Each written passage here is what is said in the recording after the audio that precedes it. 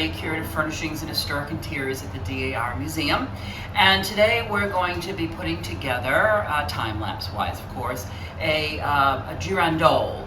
And it's cut glass candelabrum made in England in the late 18th century. And usually these things were made for placing on either a mantelpiece or a table or such.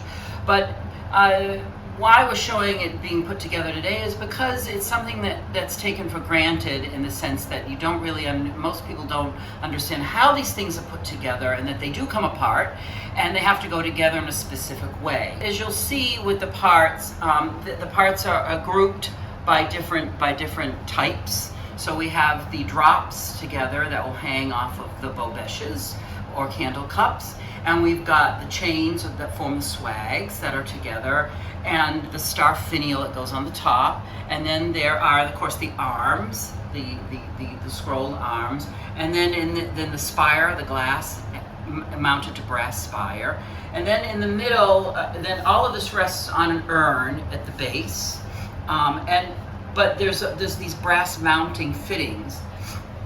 And the mounting fittings, because all of these things were hand cut and hand fitted in the 18th century, they were all fitted to go together a certain way. So all the metal parts are marked, usually with letters and sometimes with numbers, so that when you take it apart, you put it all back together again, you'll get everything in the right order, and then nothing will be force fit. Everything should slip in together properly, and then that way you get a perfectly assembled piece.